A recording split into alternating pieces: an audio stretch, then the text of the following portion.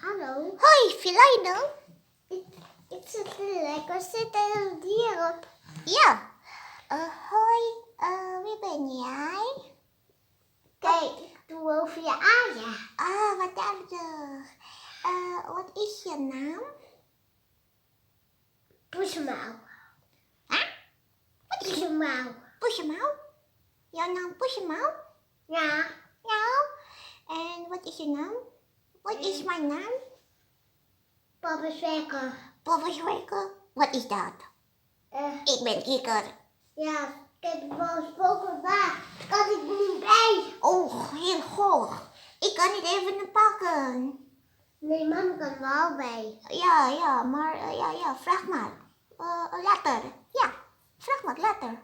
Mama, wil je de bal pakken? Oh, ja, maar straks. Mama, op boven.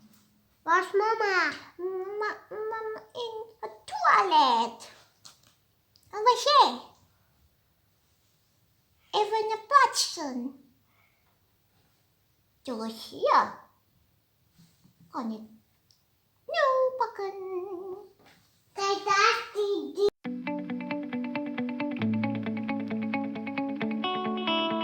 Yang itu memang membuat anak senang gitu misalnya gitu, atau orang senang, orang dewasa senang gitu. Perannya bisa mendongeng gitu. Jadi gimana caranya dia itu bisa menyampaikan materi atau info yang ingin disampaikan dengan ringkas dan mudah dipahami oleh anak-anak gitu.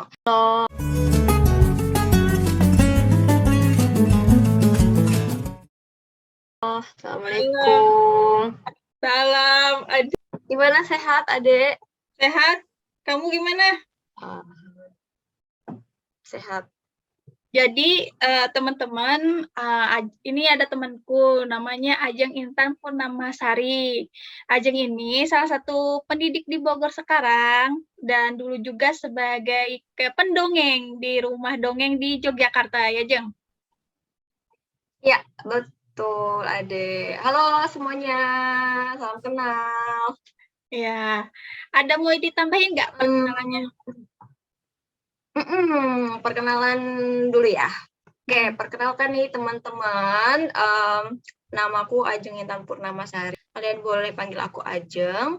Aku saat ini adalah seorang pendidik, tenaga pendidik atau fasilitator di salah satu sekolah swasta di Bogor. Nah, aku kebetulan mengenal dongeng itu pertama kali pada tahun 2016 sampai 2017 kalau nggak salah di Yogyakarta gitu deh. Kebetulan aku kenal sama salah satu temanku yang merupakan juru dongeng dan aktif membuat komunitas dongeng bersama teman-teman yang lainnya. Oh gitu, cerita awal mula Ajeng masuk rumah dongeng ya? Iya, betul. Itu, Jeng, boleh diceritain nggak sih sebenarnya dongeng itu dijadikan media pembelajaran atau sebagai apa dulu di rumah dongeng itu? Sebenarnya salah satu tujuan utama dongeng itu adalah memberikan informasi sekaligus memberikan hiburan gitu kan. Informasinya tuh informasi tentang apa sih gitu kan. Pokoknya informasinya itu berkaitan dengan memperkenalkan gitu kan dan menanamkan berbagai nilai-nilai kehidupan misalnya gitu kan. Terus juga bisa juga nih buat anak-anak untuk pembelajaran gitu kan, untuk meningkatkan kemampuan berbahasa anak gitu. Macam-macam sih, Dek. Kalau misalnya aku kebetulan dulu memang fokusnya kepada anak-anak gitu. Jadi memang dongeng-dongeng yang dibawakan memang sesuai dengan umur anak. Oh, jadi dongeng ini pun kayak bervariasi ya? Maksudnya kayak tujuannya bisa dibuat untuk pembelajaran, untuk hiburan. Betul. Nah, Iya, betul. Oke. Kalau kebetulan Ajeng waktu di Yogyakarta itu untuk media apa dulu di sana? Iya, untuk menanamkan nilai-nilai kehidupan sih, lebih kayak memberikan informasi terselubung gitu kan kepada anak-anak bahwa misalnya kita nggak boleh melakukan curang loh, misalnya tindak kecurangan gitu kan, perilaku kecurangan, misalnya saat belajar kita nyontek itu nggak baik. Nah, salah satu cara yang menarik untuk disampaikan kepada anak agar mudah dimengerti gitu ya, Dek. Jadi dengan cara dongeng itu, dengan cara memanfaatkan ceritanya atau misalnya tokohnya, watak dari si cerita itu, misalnya tidak hanya cerita tentang manusia gitu kan, tapi sosoknya bisa berupa fabel gitu ya, jadi cerita tentang hewan gitu-gitu. Oh, oke. Jadi mengajarkan anak nilai kehidupan dengan cara menyenangkan. Ya. Betul. Mau dongeng nih, itu ekspresi kayak apa sih yang harus kita punya gitu? Iya, betul. Selain cerita yang kita harus sampaikan itu kita pahami dulu, ya kan? Juga kita harus masuk ke dalam karakter si tokoh-tokoh yang mau kita ceritakan itu. Jangan sampai kita apa ya, Dek, nggak ngerti gitu. Itu tokohnya tuh kayak gimana, watak dari si tokohnya itu kayak gimana, tema ceritanya tentang apa gitu.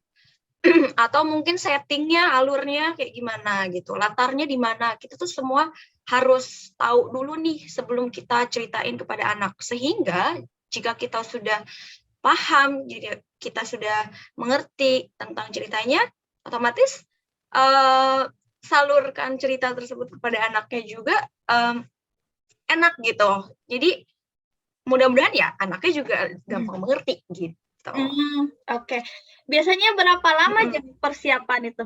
Persiapan untuk ngedongeng nih dari kamu mulai memahami cerita, latihan. Apa latihan dulu nggak sih sebenarnya? Apa gimana?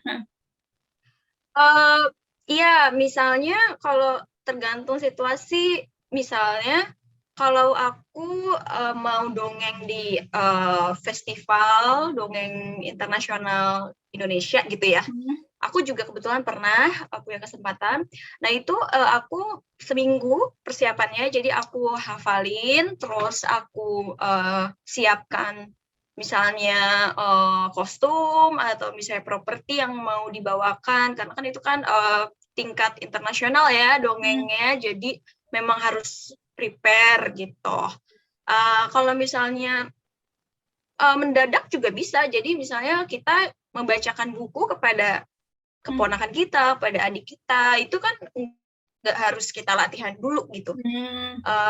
Cuman ya gitu, beda-beda, tergantung di mana dan momennya apa gitu. Oke. Kalau yang tadi dadakan itu mah istilahnya gampang lah ekspresinya kita ini. Kalau internasional tadi kan acara internasional, itu Jeng part tersusahnya apa sih dari kamu persiapan itu? Ada nggak? Susahnya mengatur nervous karena kan kita dituntut untuk selain apa namanya, ya pokoknya kan di sana tuh audiensnya banyak gitu loh, Dek. Jadi bener-bener harus, iya, dan internasional waktu itu. Jadi nggak hanya dari Indonesia, tapi waktu itu ada dari beberapa negara juga. Gitu. Nah, itu yang susahnya. Jadi istilahnya itu mengatur tingkat kenervesan gitu.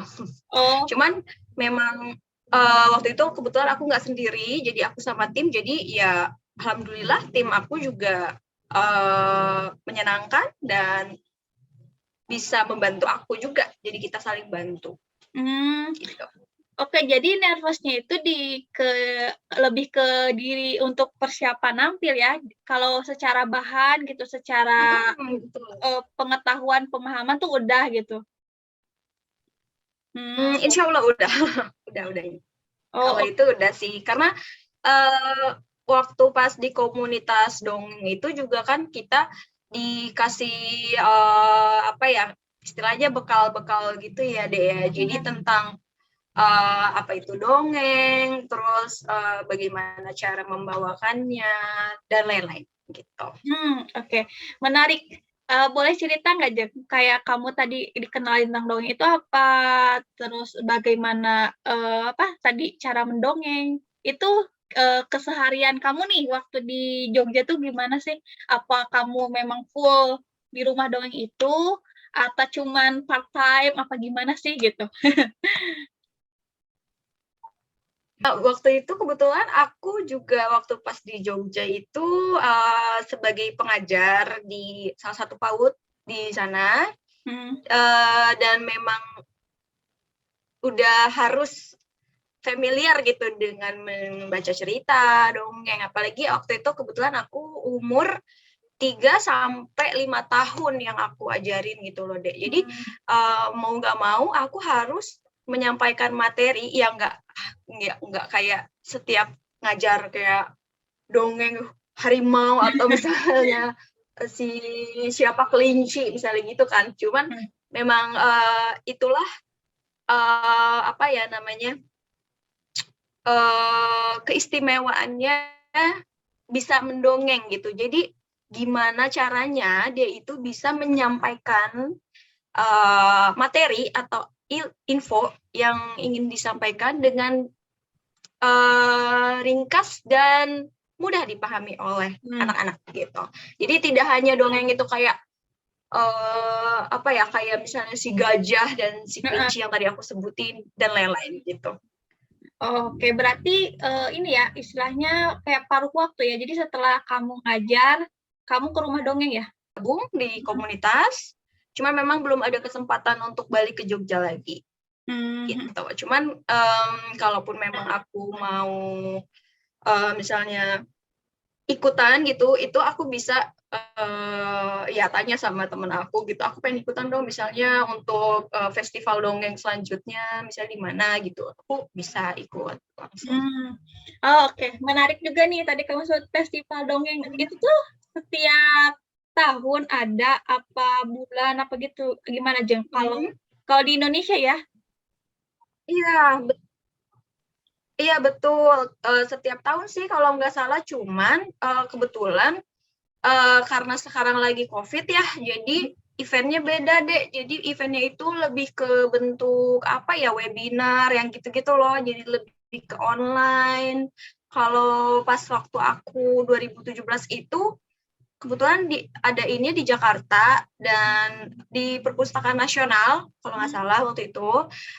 Jadi audiensnya banyak gitu loh, Dek, dan diadakan beberapa hari gitu. Oke. Jadi festival dongeng itu selalu ada tiap tahun. Cuman karena COVID jadi nggak ada ya online. Oke. Jeng, kalau di komunitas dongeng Indonesia itu sebenarnya ada bagian kotak-kotanya gitu, apa memang ada satu wadah gede gitu? Ada. Sebenarnya komunitas dongeng itu nggak hanya komunitas yang aku ikutin aja sih, Dek. Ada beberapa komunitas juga gitu. Cuman aku memang nggak ikutan sama komunitas lain karena memang kalau dibilang nggak fokus-fokus banget, betul. Jadi aku cuman kayak isi waktu luang aja waktu itu. Tapi ya alhamdulillah beberapa kali memang ikut tampil gitu. Waktu itu ya jadi ikut tampil dan punya pengalaman dongeng gitu. Seperti misalnya dulu aku pernah dongeng di salah satu radio di Jogja juga. Terus juga di sekolah-sekolah SD. Terus juga di pasar kagetnya UGM Yogyakarta, kalau ada tahu Sanmor. Juga pernah sama teman-temanku. Dan di Belanda juga pernah ngedongengin, waktu itu ada saudara gitu di sana. Dan juga pernah dongeng di dongeng internasional Indonesia gitu. Oh, itu jadi di Belanda itu aku kebetulan pakai bahasa Belanda dongengnya. Eh, ada nggak sih kayak si anak-anak tuh excited banget nih pas ngedongeng itu apa selalu ramai nih pas kalau misalkan ibu mau ngedongeng nih atau memang gimana sih respon mereka nih anak-anak? Mm-mm. Kalau misalnya pertama kali pastinya anak-anak kayak excited gitu ya, Dek. Hmm. Terus ya itu dia tadi, kita misalnya mau ngajak anak-anaknya, tapi nggak yang ngajak, ayo, aku pedongeng, aku pedongeng. Itu kayaknya nggak bakalan bisa menarik anak. Nah, kalau aku, ya misalnya aku bareng sama teman aku misalnya gitu, mulai ambil gitar gitu kan, terus ngegonjreng gitu kan, jreng jreng jreng jreng jreng gitu kan, terus kan anak-anak langsung gitu kan, langsung ada apa itu, suara apa itu misalnya gitu. Nah itu dari first apa namanya impressionnya aja tuh harus anak-anak tuh bisa masuk gitu. Oke. Nah hal-hal yang paling disukai saat perform itu saat anak-anak bisa ikut masuk ke dalam ceritanya. Misalnya si Katak lagi bersembunyi, terus ayo kita panggil Katak ya, mau ikut, kita panggilkan, gitu-gitulah pokoknya. Terus mereka kayak mau. Nah gitu-gitu sih. Jadi hal yang serunya tuh saat interaksi. Jadi anak-anak juga bisa interaktif gitu dan bisa ikut masuk ke dalam cerita yang dibawakan. Oke, jadi si dongeng itu justru juga belajar ini ya, meningkatkan keaktifan anak-anak nih. Padahal biasanya kan anak-anak pendiam gitu ya. Menarik. Ya. Jeng, selain gitar, apa sih media yang kamu pakai lagi selain gitar pas ngedongeng? Ada boneka tangan, terus wayang kertas. Ya, wayang kertas. Jadi kita kayak waktu itu bikin properti gitu dari kertas biasa, bisa origami, bisa kertas HVS, pokoknya kertas, terus kita gambar sesuai dengan karakter yang sesuai dengan tokoh yang mau kita sampaikan gitu. Terus kita buat alurnya gitu kan, kita buat setting latarnya di mana gitu. Jadi kita buat benar-benar dari kertas waktu itu pernah. Terus pernah pakai kostum karakter juga. Jadi aku waktu itu pernah jadi jerapah, kalau salah. Pernah jadi jerapah juga aku pernah waktu itu pakai kayak boneka apa ya, baju badut gitu ya, baju badut gitu. Dan boneka tangan sih. Kalau boneka tangan tuh lebih ke audiensnya yang lebih dekat gitu. Jadi kayak kita duduk santai. Itu biasanya kayak di kelas, di sekolah gitu. Jadi kita bisa masuk. Oh, oke ya. Jadi si dongeng itu jadi lebih menarik banget ya. Tadi bisa pakai boneka tangan gitu-gitu ya, kostum. Justru jadi kayak nambah excited si anak juga ya. Tapi nggak harus pakai sarana kayak apa ya, boneka tangan, terus wayang kertas dan lain-lain sih, Dek.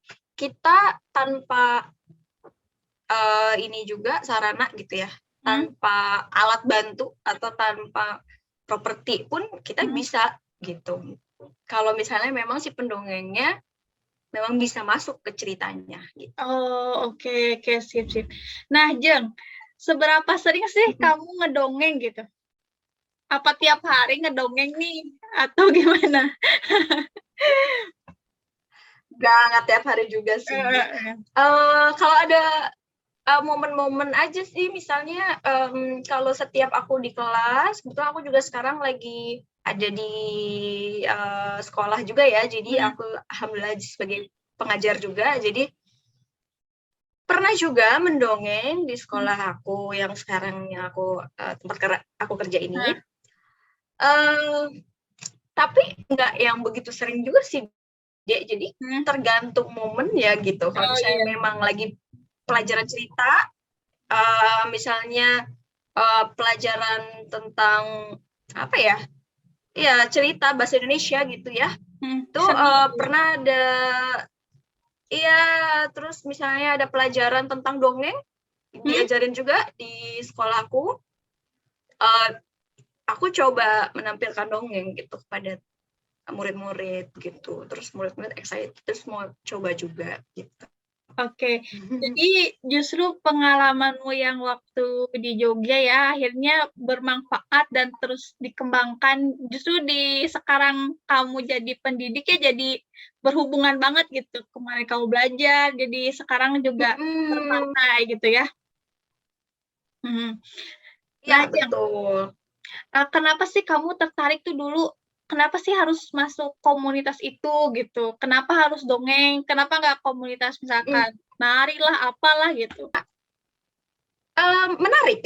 Kalau menurutku, em, ada hal-hal yang aku nggak bisa lakukan gitu kan. Misalnya kayak mendongeng, aku dulu nggak bisa bercerita gitu. Misalnya aku nggak pede menyampaikan informasi kepada publik gitu ya, aku minder orangnya. Itu aku bisa latih di komunitas dongeng itu. Jadi aku belajar berbicara, public speaking gitu, sama komunitas itu. Terus juga ya itu, jadi belajar tentang teknik-teknik. Dan menurut aku itu nggak bisa didapatin di mana-mana gitu ya. Ya mungkin sekarang lebih mudah ya, di internet ada gitu kan. Cuman kan mungkin vibes-nya beda ya. Maksudnya kalau misalnya sama teman-teman, apalagi teman baru, kita bisa kenalan gitu kan. Terus kita bisa ngobrol-ngobrol, sharing gitu. Apalagi kalau komunitas kan pasti kan mereka juga senang. Jadi kita ngobrolnya juga nyambung gitu.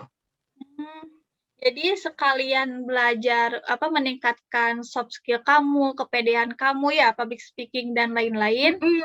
Jadi si dongeng itu gak hanya menarik ya, justru hal sisi kamu pun jadi berubah gitu. Berarti sekarang lebih pede, Iya. lebih bisa public speaking ya. Terus aku coba menguji diriku gitu kan, aku udah bisa belum ya ngedongeng gitu. Nah waktu itu aku audiensnya itu mungkin ya sekitar 15 orang, karena satu kelas 15 anak, dan aku coba masuk di situ dengan boneka tangan gitu. Oke.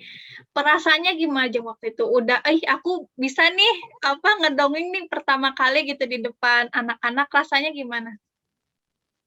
Perasaanmu? Karena aku senang, karena aku setelah dongeng itu kan mereka tepuk tangan.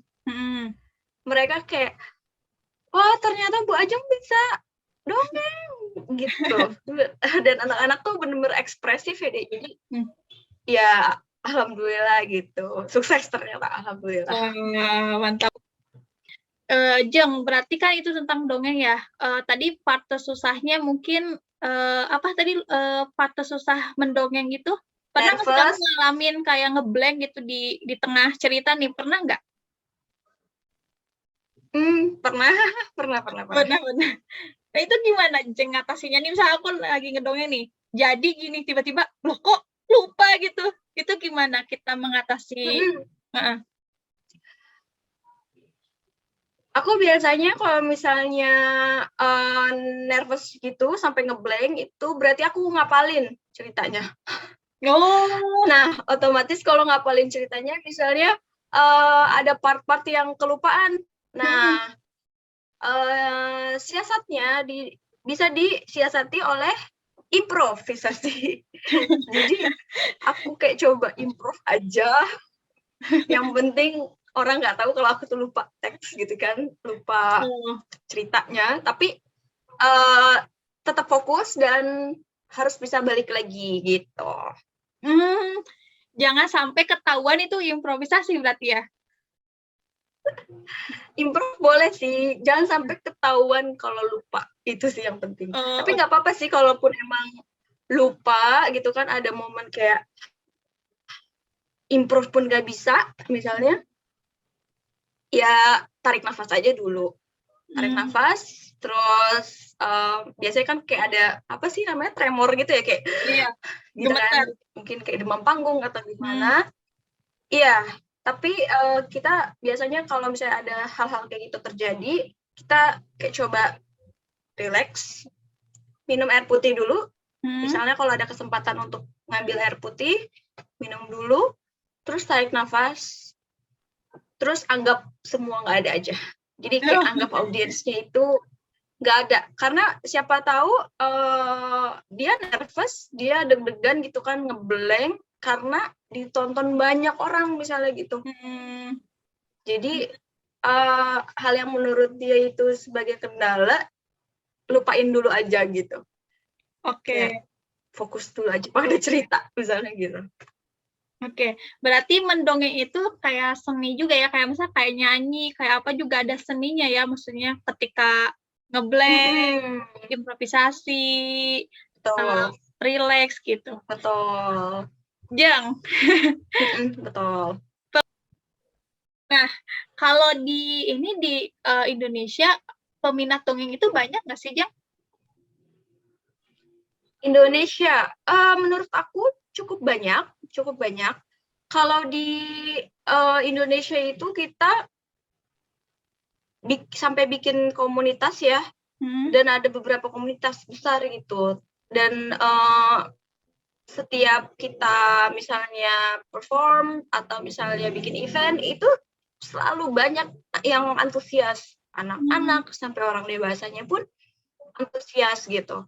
Dan memang ternyata terbukti dongeng itu memang membuat anak senang gitu misalnya gitu, atau orang senang, orang dewasa senang gitu. Jadi ya banyak peminatnya.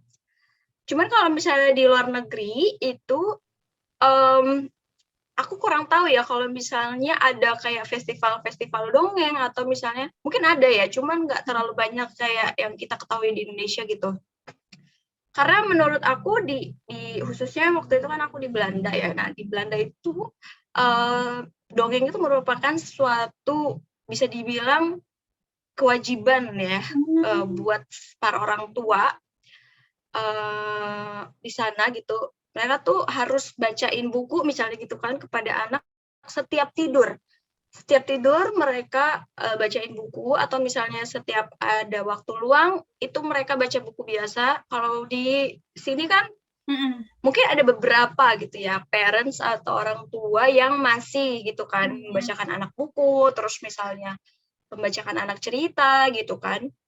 Atau cerita gini aja deh, itu tuh sebenarnya dongeng sih menurut aku ya, karena kan dongeng itu selain kayak kita kayak berkarakter apa kayak tadi itu aku ceritain, kayak bercerita kayak di fabel gitu kan. Nah itu kita kayak cerita biasa aja, sharing orang tua ke anak, itu merupakan dongeng juga menurut aku gitu. Nah di luar negeri itu setiap orang tua gitu ya yang aku temui gitu, itu mereka lebih enak gitu nyampein kepada anaknya, sehingga anaknya juga bisa merasa nyaman bercerita, mendengarkan informasi yang disampaikan orang tua, misalnya gitu. Berarti ada perbedaannya, kalau di kita kan cuman sebagian nih, bukan kayak wajib gitu ya, harus ngebacain dongeng sebelum tidur gitu. Kalau untuk anak-anak, kan nih kamu ngedongeng nih, anak-anak ada yang nyoba ngedongeng nggak sih? Si anaknya nih ngedongeng sendiri gitu di hadapan teman-teman yang lain. Iya ada. Waktu itu kebetulan komunitas aku pagelaran dongeng Jogja itu kan, itu dari 2017 kita membuat acara gitu ya, perlombaan dongeng untuk anak-anak deh. Jadi kita undang misalnya ke sekolah-sekolah, siapa nih yang mau mempresent gitu kan. Jadi menampilkan gitu, siapa nih yang mau menampilkan dongengnya gitu, atau enggak siapa nih yang mau jadi perwakilan misalnya dari sekolahnya untuk ikutan lomba dongeng di Yogyakarta pada saat itu gitu. Oke, jadi sebenarnya dongeng ini tuh dari mulai anak-anak, remaja, dewasa gitu ya. Jadi nggak ada batasan umur lah kita mau mendongeng itu ya. Iya, betul. Keren. Yang anak-anak juga, Jeng, skillnya udah ini ada yang udah bagus banget gitu. Dari yang kamu temui gitu. Ada Ada. banyak. Oh, banyak. Oke. Itu Banyak. perempuan laki-laki apa seimbang, Jeng? Perempuan dan laki-laki. Pokoknya anak-anak itu berani, terus dia juga pintar bercerita, dan ya bisa masuk ke dalam ceritanya itu gitu. Bisa masuk untuk menyampaikan cerita yang dibawakan itu. Oke. Jeng, kalau kamu ini rekomendasiin nih dongeng ini, kamu rekomendasinya di skala berapa nih? 1 sampai 10 nih untuk misalkan kita belajar dongeng nih. Kamu mau rekomendasikan di skala berapa? 100. Oh, 100. Sayangnya jari aku cuma 20 ya. 100. Kenapa 100? Sebenarnya kenapa 100? Menurut aku itu menyenangkan sih ya, menurut aku ya. Jadi itu hal-hal yang menurut aku ya aku rekomendasikan untuk pada semua orang gitu, nggak hanya untuk orang tua, tapi untuk anak-anak juga bisa mungkin kalau misalnya mereka senang bercerita. Oke. Manfaatnya apa tuh, Jeng? Kalau ngedongeng nih, kan kamu tadi merekomendasikan nih, apa sih manfaat yang paling bisa kamu dapetin nih kalau yang mau ikutan ngedongeng nih? Manfaat apa? Misalnya ke anak nih, kalau anaknya dia speech delay, misalnya gitu kan, ada beberapa masalah anak, khususnya di toddler ya, jadi sekitar umur 3 tahun, 4 tahun, 5 tahun, itu banyak anak yang belum bisa bicara, misalnya gitu. Itu kita bisa latih dengan dongeng gitu, cerita.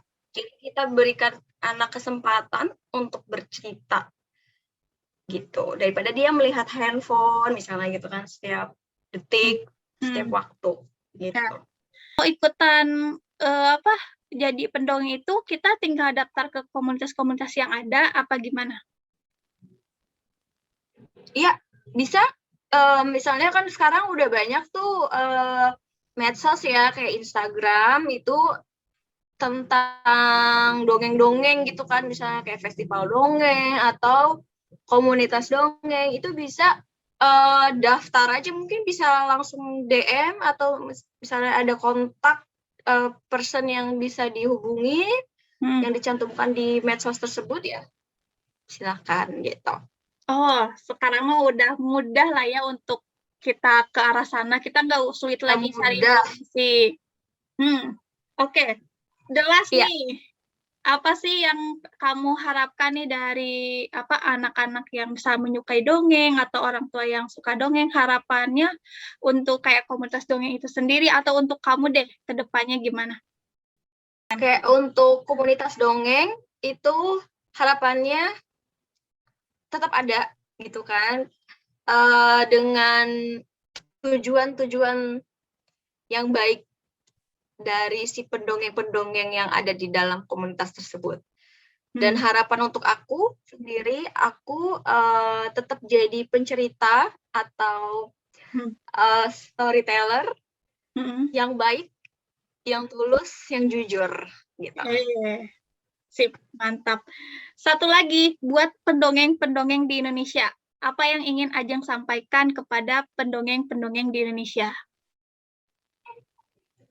Tetap semangat, menebar kebaikan, jangan putus asa. Oke. Siap. Oke. Mereka udah jadi pendongeng, jadi udah hebat. Jadi aku tahu mereka lebih hebat dari aku. Jadi pasti ya tetap semangat aja lah ya. Jangan putus asa.